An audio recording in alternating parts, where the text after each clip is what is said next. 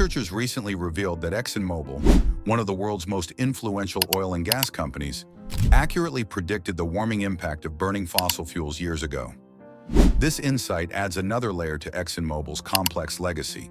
Born in the turbulent early days of the oil industry, ExxonMobil has become a global powerhouse, rooted in the ambitions of John D. Rockefeller in the late 19th century.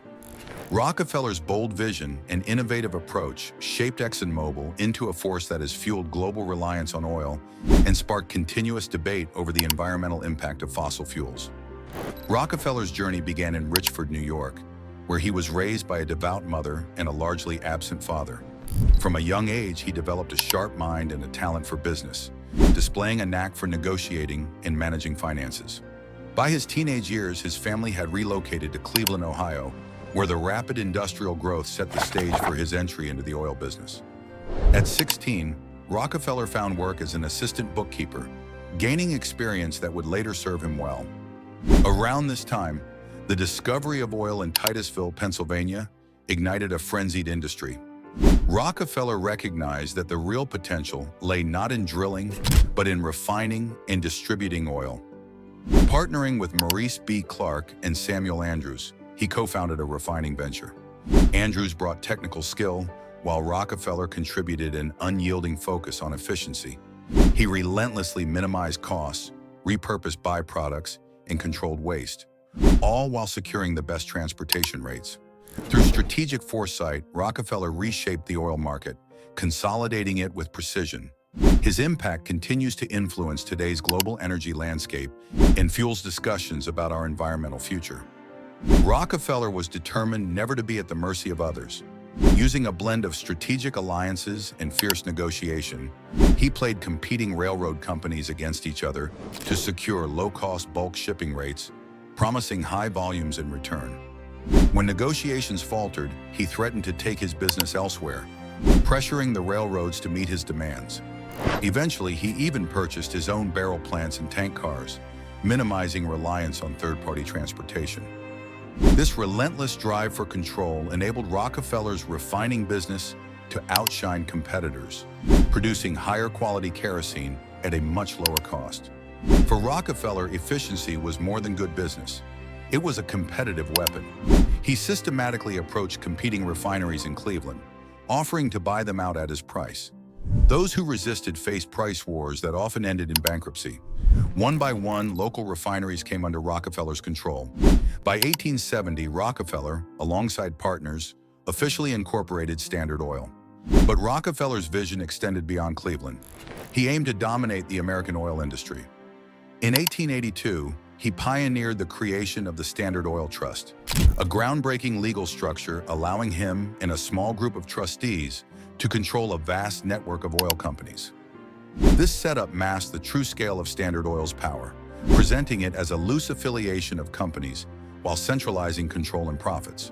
Through this innovative structure, Standard Oil grew into a near monopoly, engulfing rivals through either acquisition or elimination.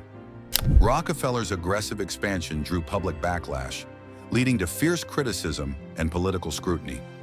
In 1890, Congress responded with the Sherman Antitrust Act, designed to curb corporate monopolies. Although initially dismissive, Rockefeller faced direct action in 1906 when President Theodore Roosevelt's administration launched a rigorous antitrust campaign, targeting Standard Oil's dominance head-on. Rockefeller was relentless in his pursuit of control and efficiency.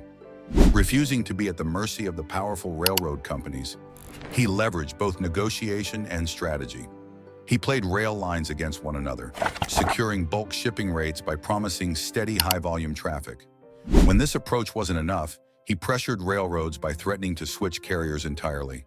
In time, Rockefeller minimized his reliance on external transportation by acquiring his own barrel-making plants and building a fleet of tank cars, giving him full control over shipping. This intense focus on efficiency allowed Rockefeller's refineries to produce high-quality kerosene at a fraction of the cost, setting his business apart from competitors. He saw efficiency as more than just good practice. It was a key to domination. Using this competitive edge, Rockefeller approached rival refineries across Cleveland, offering them a choice: sell to him at his price, or face his significantly lower costs in a price war that could drive them out of business. Most had little option but to join him, allowing Rockefeller to consolidate his influence in the oil market. In 1870, he formalized this control by incorporating the Standard Oil Company with his partners. Yet Cleveland was just the beginning. Rockefeller aspired to control the entire U.S. oil industry. In 1882, he created the Standard Oil Trust, a revolutionary business structure that gave him centralized control over a vast array of companies. Legally, the trust appeared as a collection of loosely affiliated entities, but in reality, Rockefeller and his trustees wielded immense consolidated power. Through the Standard Oil Trust, Rockefeller orchestrated an unprecedented expansion, absorbing or eliminating competitors across the oil-rich states of Ohio, Pennsylvania, and beyond. This strategy turned Standard Oil into a near monopoly, an empire built on acquisition and aggressive business tactics. However, this dominance sparked public outrage, with newspapers often depicting Rockefeller as a monopolistic octopus strangling the economy. Politicians began taking notice, and calls for regulation intensified. In response to growing concerns over monopolies, Congress passed the Sherman Antitrust Act in 1890, aimed directly at curbing companies like Standard Oil. Initially, Rockefeller dismissed this legislation as toothless, but by 1906, President Theodore Roosevelt's administration launched a rigorous campaign against monopolistic practices, placing Standard Oil firmly in its sights. This federal scrutiny marked the beginning of the end for Standard Oil's unchecked power. The trust structure, once an ingenious way of centralizing control, was now seen as a symbol of corporate excess, making Standard Oil the target of one of the most famous antitrust battles in American history. ExxonMobil has taken steps toward carbon capture technology, yet the company remains deeply committed to fossil fuels. With substantial political influence, ExxonMobil frequently lobbies to shape energy policies in its favor, often supporting think tanks and politicians who cast doubt on climate science or resist stronger environmental regulations. This influence allows the company to maintain a favorable operating environment, despite growing calls for cleaner energy alternatives. As the world shifts toward renewable energy, ExxonMobil faces a critical challenge. Can an oil-driven giant successfully pivot to more sustainable energy sources? Will it prioritize immediate profits or embrace a long-term vision focused on sustainability? These questions underscore the tension within ExxonMobil's strategy and raise concerns about whether it might continue past patterns of environmental negligence. The answers to these questions will shape not only ExxonMobil's future, but also impact the global fight against climate change.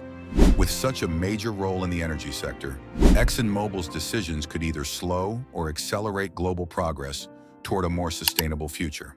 And so, the story of ExxonMobil leaves us with compelling questions. Can a company that built its empire on oil truly evolve as the world races toward cleaner energy? Will it step up to lead in sustainability or cling to profits in a world warming by the day? And what role will each of us play as we push for change? In the end, ExxonMobil's path forward mirrors our own choices as we grapple with progress, legacy, and the urgent call for environmental responsibility. As the world changes, who will rise to shape a sustainable future?